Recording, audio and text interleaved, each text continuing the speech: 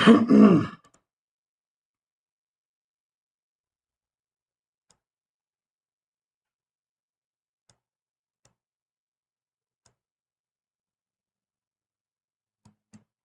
سيسكو انا ماليش دخل. سنجل ديفايس ليجاسي سبميت. خلينا انيبل.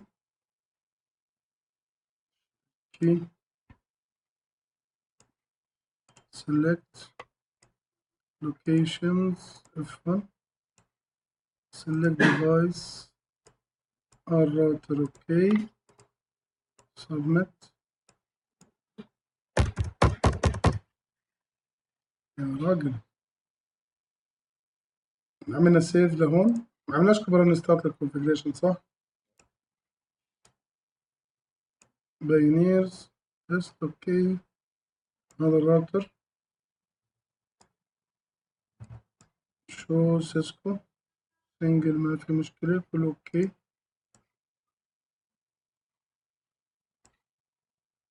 failed authentication.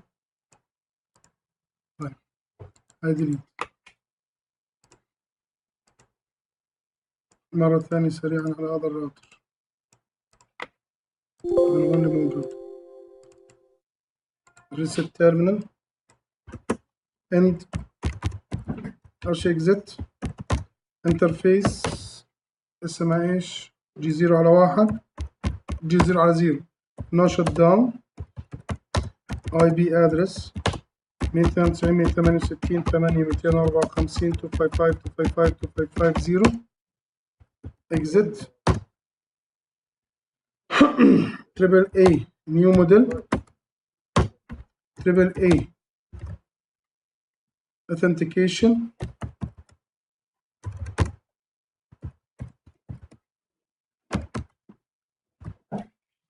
اللي هو عندنا login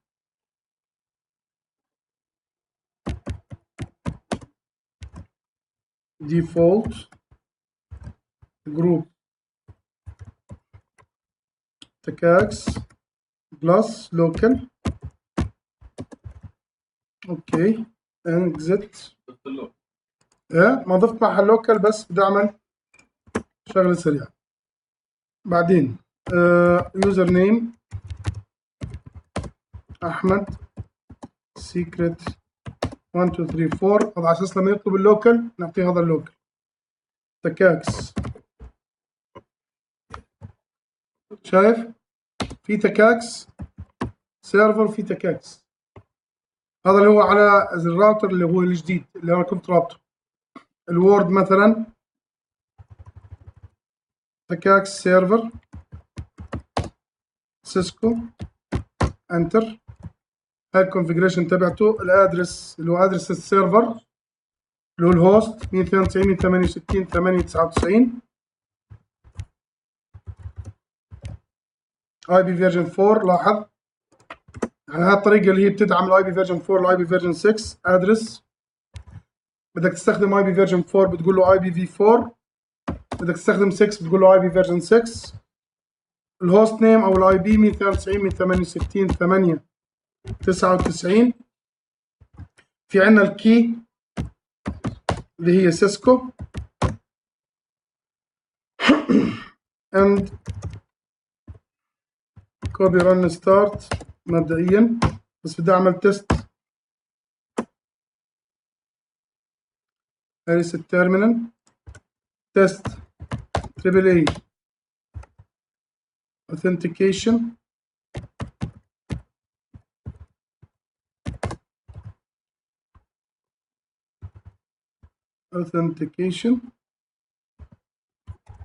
AAA group اللي هو TCACS بلس اليوزر نيم مثلا احنا مسمينه محمد. باسورد احنا عملنا الباسورد كومبلكس incomplete legacy. يعني لازم اقول له ليجاسي لانه غاد احنا حاطين ليجاسي. سكسسفولي عمل اوثنتيكيشن على اليوزر نيم والباسورد تبعوني. اليوزر نيم والباسورد اللي انا حاططهم هون هيهم اللي عرفناهم قبل شوي، اللي هو يوزر محمد والباسورد تبعه اللي انا كتبته. هيك صار في كونكشن بيناتهم.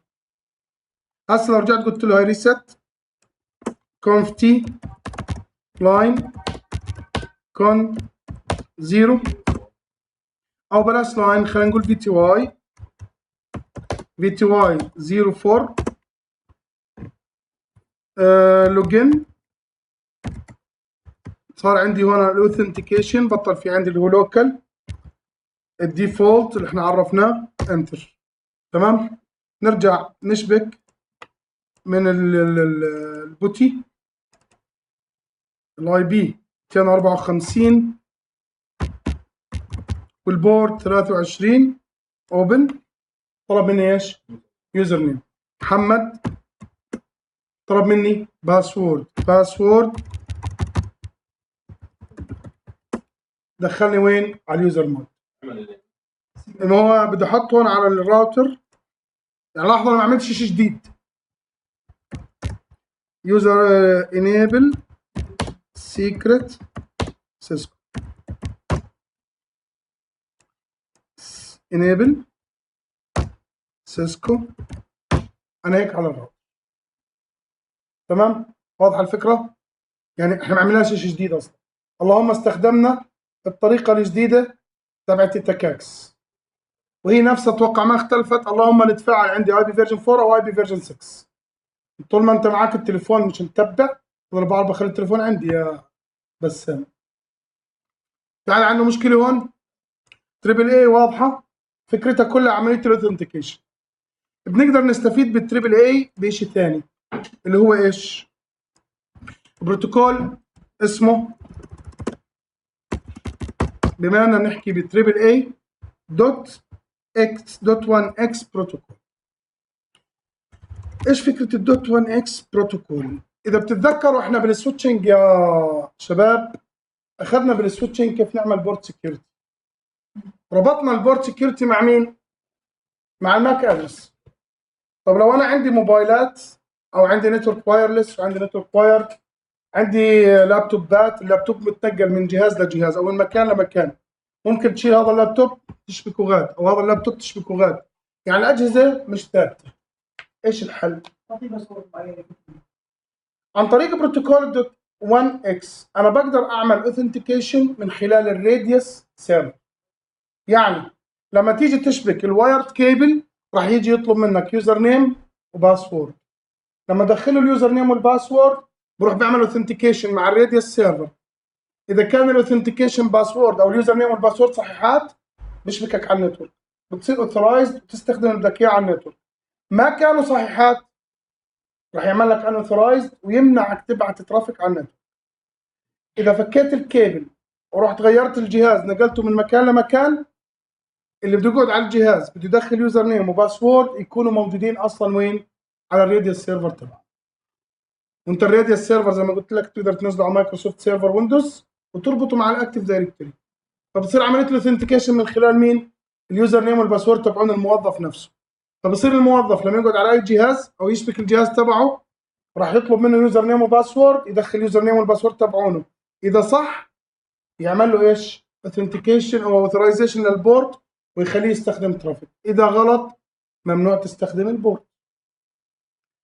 الدوت اكس الدوت 1 اكس بروتوكول زي ما قلنا بيعتمد على التريبل اي مع اللي هو مين؟ الراديوس سيرفر. في بعض الفيرجنز ممكن تستخدم التكاكس، بس عشان تستخدم التكاكس انت بتحتاج لسوفت وير اضافي تنزله على الاجهزه. الراديوس هو ستاندرد بروتوكول وباي ديفولت موجود. التكاكس انت لا، بدك تنزل على الكلاينت، برضه على الكلاينت اجهزه الكلاينت بدك تنزل تكاكس سوفت وير يدعم البروتوكول تبعك. انا هون راح اشغل هسه عندي ويندوز، هاي ويندوز 8.1 مثلا. الويندوز 8.1 مربوط عندي على في ام نت 8. راح اجي هون احط راوتر 3725. طبعا ليش؟ لانه هذا الراوتر انا ممكن احوله لسويتش. ممكن اجي اقول له سلوتس واشيل هذول الوك واجي اشيل هذول او اخلي هذول مش مشكله، بس هون اقول له ايش؟ اعطيني 16 بورت ايثرنت سويتش. هيك صار هذا الراوتر عباره عن سويتش. بدي اغير بس اللي هو الاسم تبعه اسميه سويتش 1، واغير الايقونه تبعته عشان المنظر بس اعمله مثلا مالتي لاير سويتش. شوف الكلام. هذا الراوتر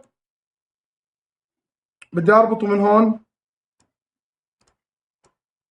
هون راح اربطه مع السويتش تبعنا. هذول طبعا البورت 0 على 0 0 على 1، هذول الراوتر بورت. من هون ببلش من 1 على 0، هذول ايش؟ سويتش بورتس. هاي هذا سويتش بورت، وراح اجيب كلاود ثانيه. الكلاود الثانيه راح اربطها مع مين؟ مع الويندوز 8.1. يعني راح اجي اقول له هون رايت كليك كونفيجر، واقول له ضيف لي في ام نت 8 اد اوكي 2 على 0 مع هذا الجهاز.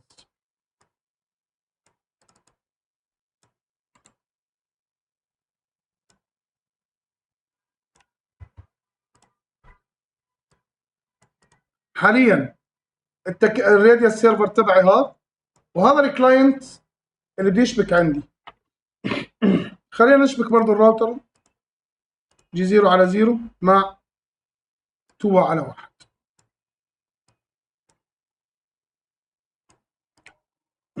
تمام. طبعا السويتش اشتغل. هذا حاليا هيك صار مالتي لاير سويتش، يعني صار عندي سويتش بورتس اشتغل عليهم. حلو الكلام. كونفتي تريبل اي نيو موديل. كنا اول خطوه لازم نعملها نعمل انيبل للتريبل اي نيو موديل، صح؟ بعدين تريبل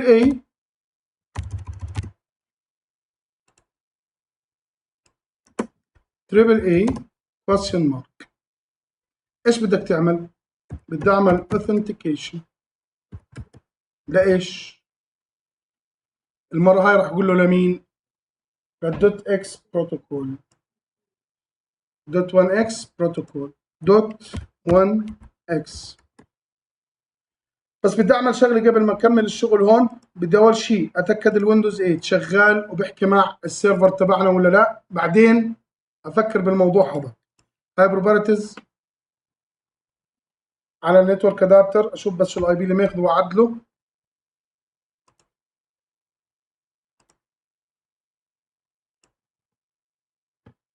خلينا اغير الاي بي بروبرتيز.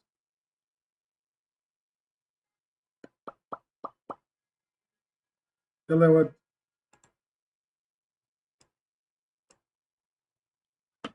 على الاي بي فيرجن 4 اقول له يوز ذا فولوينج 192 192 168 8 80 192 168 8 254. اوكي اوكي.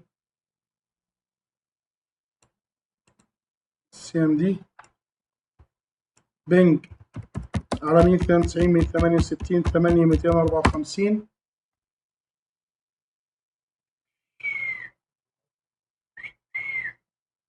ان شاء الله السرعه.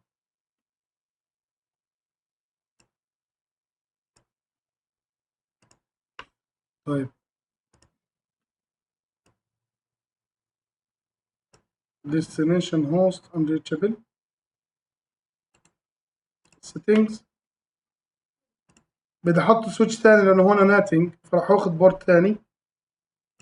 هذا نخليه على 0 اصلا، على 0. هم الاثنين اصلا مربوطين على نفس السويتش. مره ثانيه بينج، بس لا خلينا نغير غاد. احط هنا بس برضه نفس السويتش. ريكوست تايم اوت مانجنس 3. خلينا نتاكد السريع بشكل خرافي. لا ديستنيشن هوست انريتش. هون ديليت. غاد ضايفين الواي فاي ولا ايش؟ الواي فاي. هاي الواي فاي اد. هاي على 0. اوكي، البطء شنيع ليه هيك مش فاهم انا.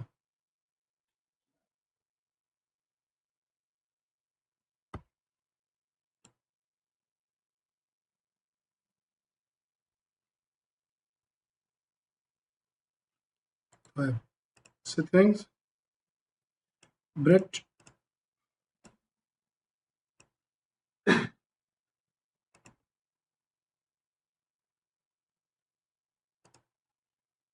هخليه ياخد ديفولت اللي هو شو اسمه DHCP IP.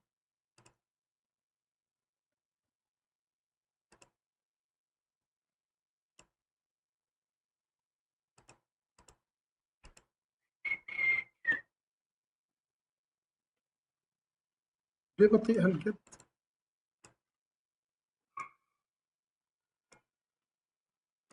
سي بي وضع طبيعي يعني مش فيها مشكلة.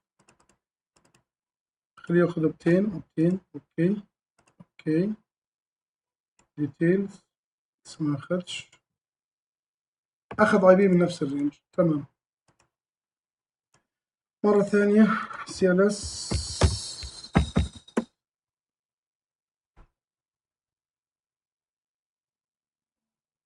ما بيحط ربك نيشن هوست unreachable.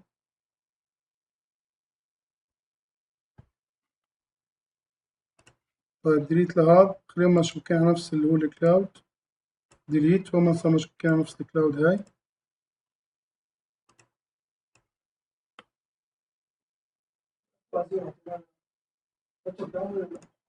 لا ما مالوش دخل وانا سويتش. وانا سويتش سيتنج الشبكة وانا طول. اوكي اشتغل جاوب.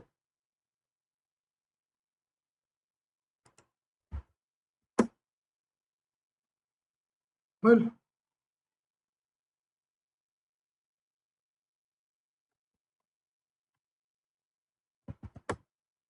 بينج على 99.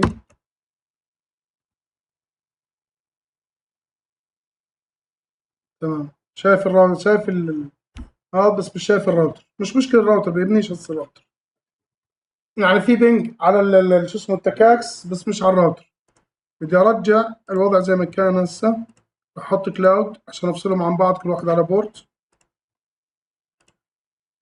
هاي سويتش انا 2 على 0. مش ضايف انا. كونفيجر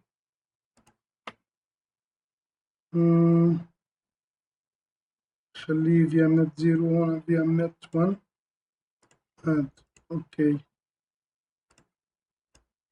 مرة ثانية 2 على 0 هون. وارجع اعمل تيست للبنج لانه لازم يعمل بنج عشان نقدر نشتغل. CLS بنج على 99. تمام. شايفين بعض. انا فصلتهم عن بعض كل واحد بسويتش. ليش؟ لان انا هسه بدي اعمل كونفيجريشن على هذا البورت للدوت 1 اكس. تمام. طيب هذا نسكره هسه. نسكر كل شيء، نرجع نفتح الراوتر تبع السويتش تبعنا من جديد. قلنا عمليه تريبل اي اوثنتيكيشن للدوت 1 اكس بروتوكول. كويستشن مارك. نفس المبدا، نفس اللي عملناه قبل شوي، ما اختلفش، بس اللهم دوت 1 اكس بروتوكول. صح ولا لا؟ ايش بدك تعمل؟ بدي استخدم الديفولت. بدك تعطيني جروب. لاحظ مش زي غاد لوكال ومش لوكال. مش هنا ما فيش لوكال. غاد كان طلعت لي ليش؟ لان انت بدك تعمل لوج ان على الراوتر او السويتش. عشان هيك اعطاك لوكال واعطاك نون واعطاك تكاكس وراديوس الى اخره. هنا فيش غير تختار مين؟ جروب. لانك انت هون عندك وان واي لعمليه الاوثنتيكيشن. هون شو بقول لي؟ انا بقدر استخدم لك الراديوس بروتوكول بس. ليه؟ قلت لك اذا كان في تكاكس لازم يكون عندك سوفت وير بيشتغل على التكاكس. فهون راح استخدم انا بس ايش؟ راديوس. هون اذا بدك ترجع تعرف كمان جروب لبروتوكول ثاني انا ما بلزمني. فراح اقول له ايش؟ انتر. طيب مين الراديوس سيرفر تبعك؟ مش لازم تحدد له الراديوس سيرفر اللي بيروح يعمل عليه اوثنتيكيشن. انت الراديوس سيرفر بدك تستخدمه هوست سبيس. مين الهوست؟ 8 99 سوري لسه بدنا نحط كي. ايش الكي اللي بينك وبين الراديوس سيرفر؟ برضه مثلا بدي اقول له سيسكو. لا 106 اللي هو البي سي، هذا اللي هو الاي سي اس كم؟ 99. انا بحكي عن الاي سي اس هسه، مش الراديوس سيرفر تبعي هذا. انا هسه راح اجهزه از راديوس سيرفر. مش قبل شوي جينا على هون على بايونيرز قلنا له استخدم تكاكس او بتستخدم راديوس. فمين الراديوس سيرفر تبعك؟ 899. فانا هون قلت له يا عبد، قلت له الراديوس سيرفر تبعك الاي بي تبعه 899 واستخدم الكي سيسكو. انتر. تمام. طبعا بدي اجي هنا اقول له انا هسه بدي استخدم راديوس، خليها التكاكس مش مشكله، انا بدي استخدم راديوس. ايش الشيرد كي تبعتك؟ سيسكو. شو بورجيك اياها. تمام. البورت هذا انسى، هذا ماليش فيه. سبميت. الراديوس كونفجريشن صار جاهز. حلو الكلام. طيب مين الانترفيس اللي بدك تعمل عليها الدوت اكس بروتوكول اف 0 على اف 2 على 0؟ انترفيس اف 2 على 0 دوت 1 ال ودوت 1 اكس بروتوكول. هون اللي هو ايش؟ موضوع عمليه الاوثنتيكيشن. لا دوت 1 اكس بس ليه؟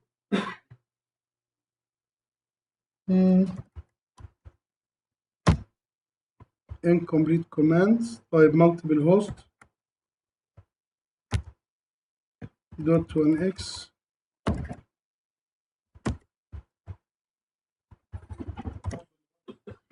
ما هو هسه على الويندوز راح ندخل اليوزر نيم والباسورد. راح اجي على الويندوز هسه. تمام.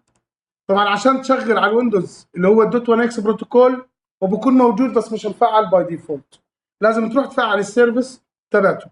طبعا انا بشتغل على السيرفرات، بعرف انت بتقدر تفعل السيرفيسز عن طريق مين؟ عن طريق الدومين. بتست السيرفيس على الدومين بتشتغل معاك مباشره. فراح اجي اقول له هون سيرفيسز للناس اللي ما بتستخدم ويندوز.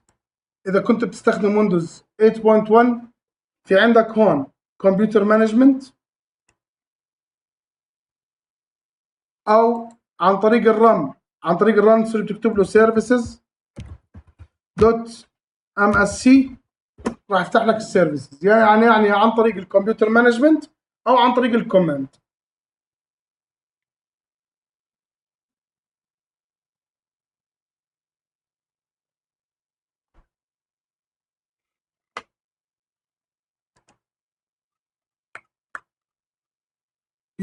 في عندنا سيرفيس اسمها وايرد اوتو كونفيجر.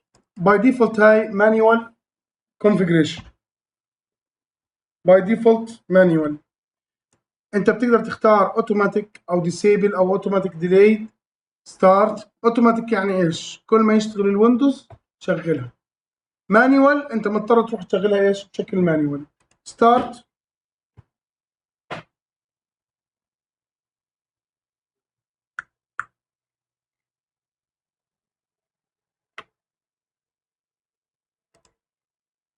انا مستغرب لانه لازم يكون في عندنا بروتوكول كوماند اسمه بورت كنترول. بيقول لك unrecognized. بيفترض يكون هون بورت كنترول زي هيك داش كنترول، بعدين تيجي بتحدد له اما اوتو او فورس unauthorized او forced authorized. force unauthorized يعني ايش؟ انت مش بحاجه عملت authorization. سوري force authorized انه دائما authorized. force unauthorized انه دائما مش authorized. اوتو اذا دخل يوزر نيم وباسورد بصير authorized. بس بدي اجرب اشوف اشغلها، بس يفترض هذا الكوماند يكون اصلا موجود على الانترفيس.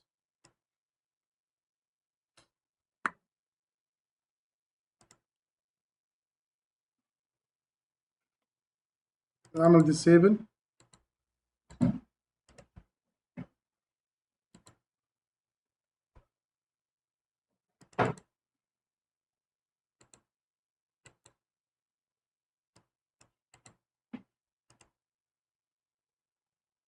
ايش في؟ ليه الدنيا هيك واضحه؟ enable.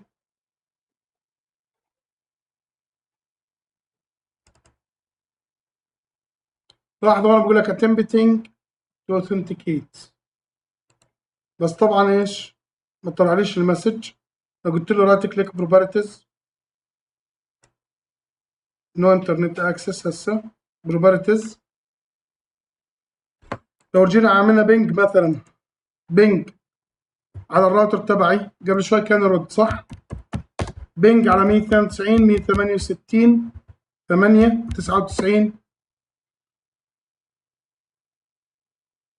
ريبلاي، يفترض ما يرد. لاحظ هنا لو فت على اي كرت شبكه عادي مش مطبق عليه الوايرد اوتو، مش راح تلاقي عمليه او التاب تبع الاوثنتيكيشن موجود. هون طالع شو عندي هون؟ اوثنتيكيشن. هذا البروتوكول اذا بتلاحظ السيتنجز تبعته معموله اوتو، بس الكونفجريشن تبعتنا لسه ما كملت، عشان هيك ما عملش ايش؟ اوثنتيكيشن. يفترض انه الكوماند بعد الدوت اكس دوت 1 اكس لازم يطلع لي اللي هو ايش اسمه؟ بورت كنترول. لو غيرنا البورت بس اتاكد من شغله، انا اصلا فاتحه لي طلع لي هون كونف تي. لو قلنا له انترفيس اف، احنا في عندنا بورتس اف 2 على 0 اف 1 على 0 مثلا دوت 1 اكس ماكس ستارت. ايش فيه؟ ليه كل انترفيس تعطينا شكل؟ انترفيس اف 2 على 0 دوت 1 اكس.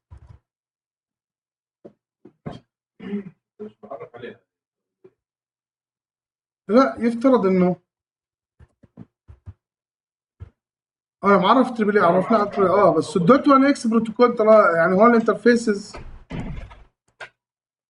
اف 2 على 0 اف 2 على 1 اف 2 على 2. خلينا ناخذ بورت ثاني بالله، ديليت، اخذ 2 على 15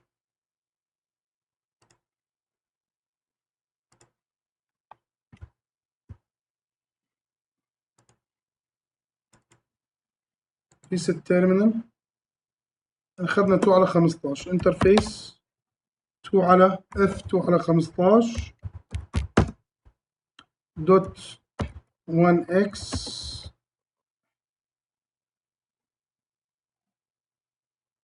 ماشي مالتيبل هوست، انه لازم يطلع لنا بورت داش كنترول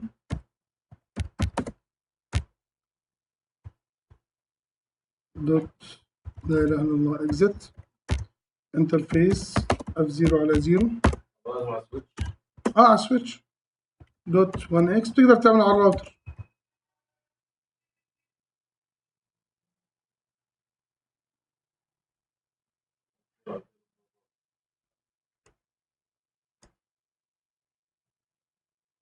مش متعامل معاه على انه سويتش سويتش راوتر، شايف على انه سويتش راوتر. هون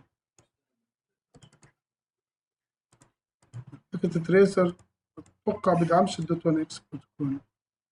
باكيت تريسر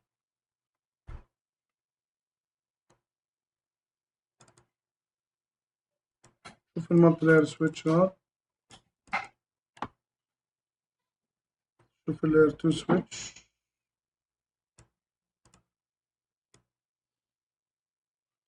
2690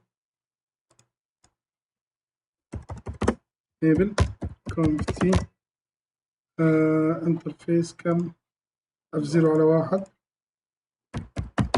F0 على 1 دوت ما بدعم. طب التول لاير 2 متوقعش البكتريسر بدعم الدوت 1 اكس بروتوكول. انترفيس F0 على 1 دوت ما بدعم. فعليا الكوماند لازم يكون لما تفوت على الانترفيس عشان تقدر تتحكم فيه، بس تفوت على الانترفيس مثلا F0 على 1 لازم لما تقول له دوت 1 اكس سبيس بورت داش كنترول، اذا حطيت كويستشن مارك لازم يطلع لك اوتو فورس ان authorized force authorized. لازم يطلع بهذه الطريقه. اوتو انه ما راح يصير انيبل للبورت الا اذا اليوزر كتب يوزر نيم باسورد وكانوا فاليد على الراديوس سيرفر. فورس ان اوثرايزد انه هذا البورت دائما ان اوثرايزد بغض النظر كتبت باسورد ما كتبت، دائما ان اوثرايزد بورت. فورس اوثرايزد انه باي ديفولت البورت اوثرايزد، فحتى لو اليوزر ما كتب باسورد بيقدر يستخدم البورت. هذا الكوماند لما اكتبه هيك بكون انا فعلت الدوت 1 اكس على هاي الانترفيس. اللي راح يصير بعدها لما تروح تفعل هذا البروتوكول هون، بتصير مثلا لما تيجي تعمل تغير البورت او تغير الكيبل، عملت ديسيبل رجعت عملت انيبل، لازم يطلب منك عمليه ايش؟ اوثنتيكيشن. راح يطلع لك لوجن يوزر نيم وباسورد. يطلع لك يوزر نيم باسورد كيف لما تدخل على الجهاز؟ نفس المبدا، بعطيك يوزر نيم باسورد، بتكتب اليوزر نيم والباسورد تبعونك شايفون اتمبتنج تو اوثنتيكيت، بس مش قادر يعمل اوثنتيكيشن. ليش؟ عشان انه مش قادر انت اصلا تتحكم بالبورت كنترول، فبيعطيك يوزر نيم وباسورد. هذول اليوزر نيم وباسورد بتدخلهم عادي على لوجن انترفيس، نفس اللوجن لما تفوت على الكمبيوتر الثاني. فبصير جهازك اول ما تدخل يوزر نيم وباسورد يعمل لك اوثنتيكيشن، انتهى الموضوع. يعني هاي البروتوكولز اللي لازم يكون حتى هون ريمبر additional settings. لو جينا قلنا له اوكي ورجعنا مره ثانيه،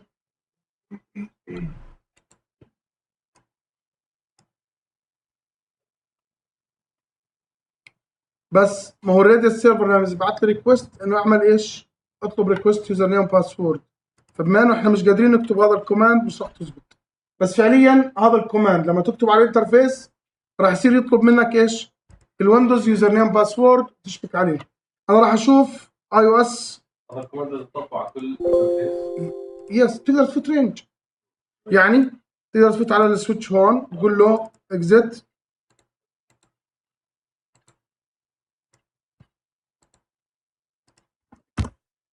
تقدر تقول له انترفيس رينج مثلا F0 F2 على 0 داش 10 مثلا سبيس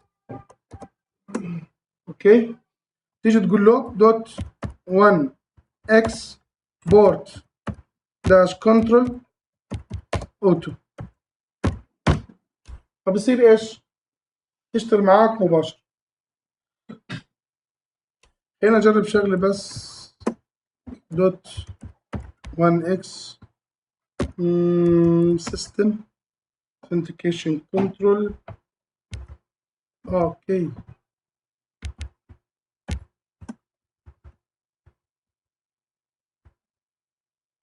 دوت نيكست. سوري انا اللي اسف، كان لازم نكتب هذا الكوماند قبل، انا حقه على راسي هسه ذكرته. بورت كنترول، لاحظ هون هيهم الفورس والاوتو، راح اقول له اوتو انتر. ايه يلا هاي ريست تيرمينال اند لك اياها من الصفر conf t انتر. اول شيء قلت له دوت 1 اكس، في عندك شيء اسمه سيستم اوثنتيكيشن كنترول. هذا اللي فعل البورد كنترول. حلو؟ هذا انا كنت ناسي اكتبه قبل، فهمت علي؟ عشان هيك ما كانش يعطيني بورد كنترول. هسه بدي ادخل على الانترفيس، تقدر تقول له انترفيس رينج زي ما قلنا، او انترفيس اف 2 على، احنا حاطين على مين؟ اف 2 على 15، او ممكن اخذ الرينج كله زي ما قلنا اف 2 على 15. هسه لو قلت له دوت 1 اكس راح يعطيك اللي هو مين؟ بورت كنترول. هاي بورت داش كنترول، ايش بدك تعمل؟ اوتو. انتر. نرجع للكمبيوتر تبعنا، ديسيبل.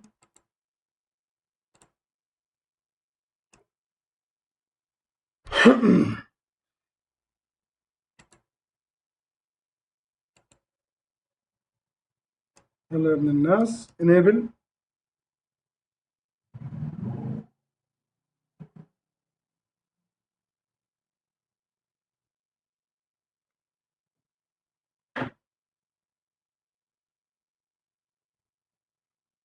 خلينا نعمل له ديسكونكت، كونكت للبورت.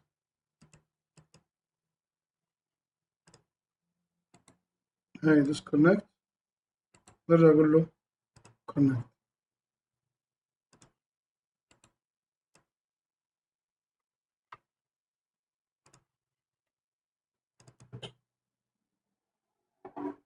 attempting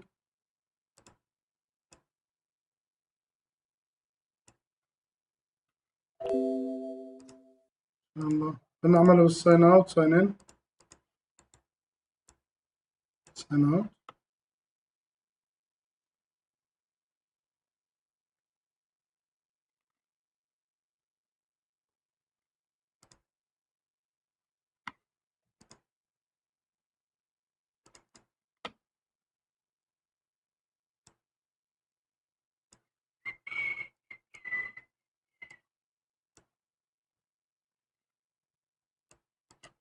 هاي ساين ان.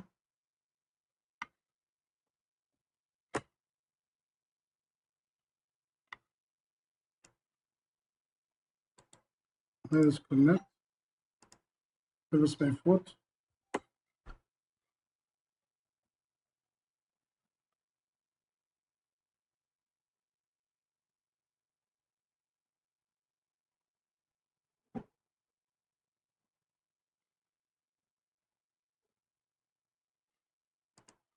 هاي كونكت.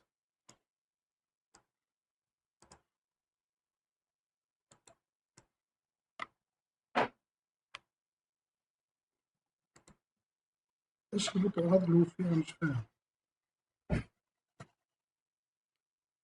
يلا يا ابن الناس.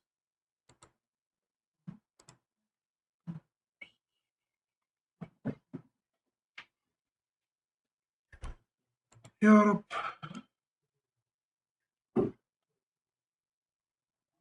ادعوا له يفتح.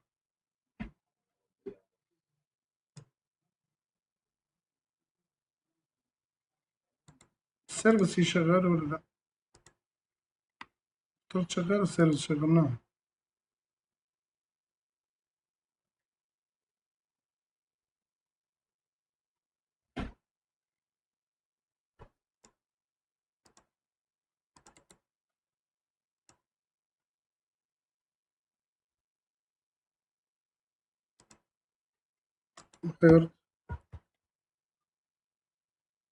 غير شغالة.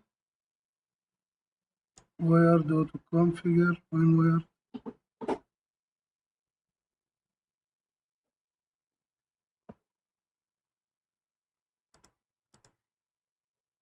indication. ارجع على الديفولت، ارجع من disable enable templating authentication. افترض اعطينا هسه display username password.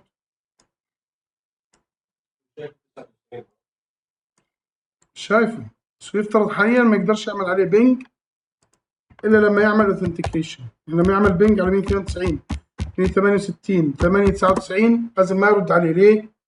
لانه مش هو اللي لازم يرد عليه، لازم اول شيء يعمل اوثنتيكيشن بعدين يصير الرد. هو قاعد بيعمل اوثنتيكيشن، قاعد بيعمل اوثنتيكيشن. ليه؟ مش فاهم. طب هون احنا عاملينها ومجهزينها بورت كنترول اوتو شو رن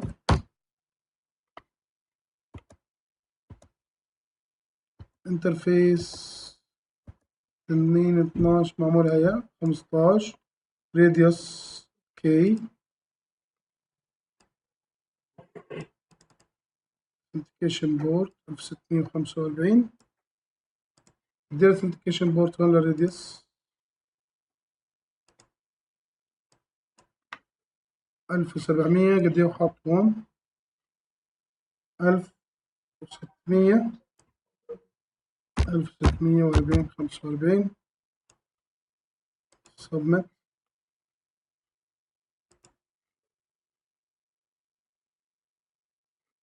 طيب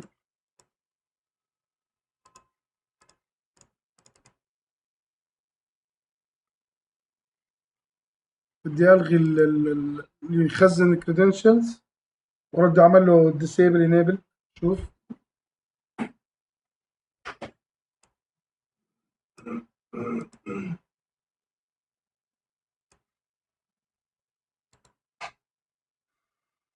limiting authentication يطلع ديالوج يطلب يوزر نيم وباسورد.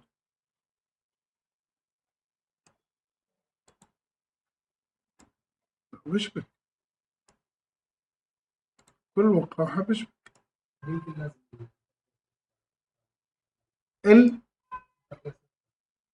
أنهي واحدة هاي. طيب اهو هسه بنطفيها. عندي بعض الاحتمال إذا هاي كونفتي انترفيس F2 على 15 شت داون نو شت داون.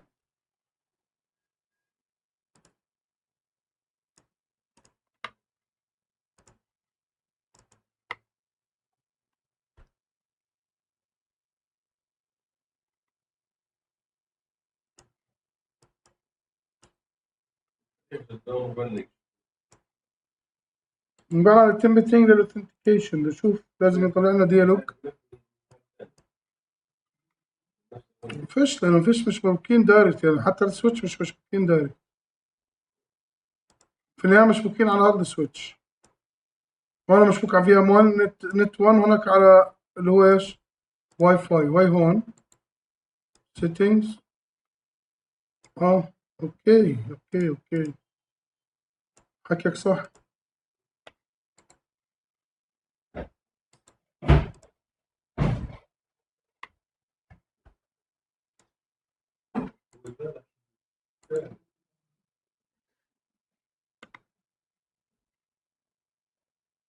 كان مربوط على الدايركت مع على هذا السويتش.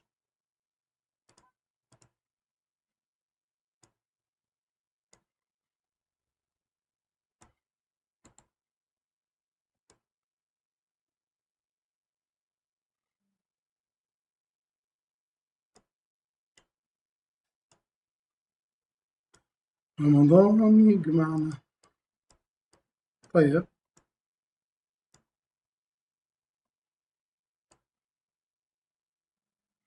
هاي طلع هون أعطاني إيش authentication failed.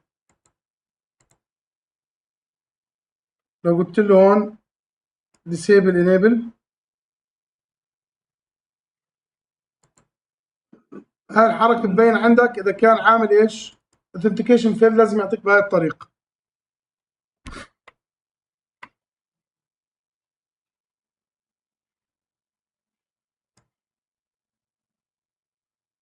والسويتش أصلا عند بينج على 192 168 899 unrecognized command.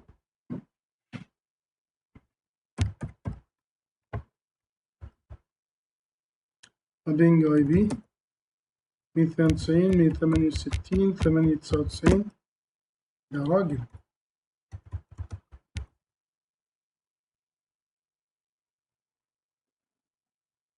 شنو بينج 60؟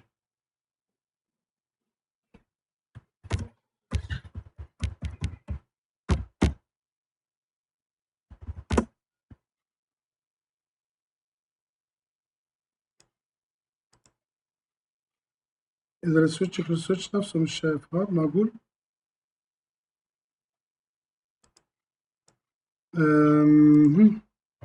تي انترفيس F2 على 1 no .1x board control and run start.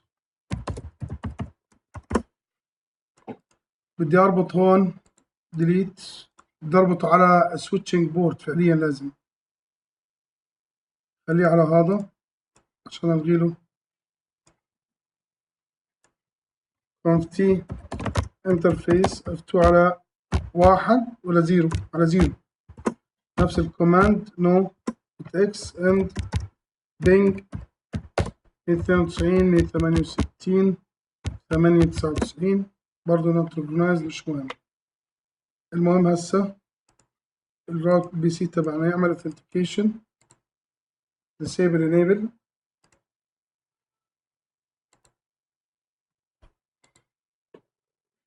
بس خلص لي هاي بس ومروحك بحكي الكمبيوتر.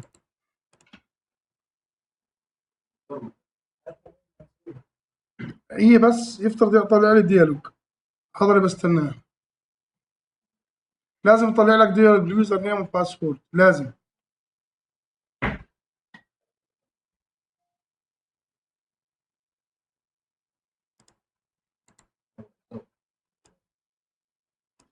طيب اذا ما زبطتش هسه، احنا الفكره وصلت لنا، بس بشوف شو المشكله وبعطيكوا اياها.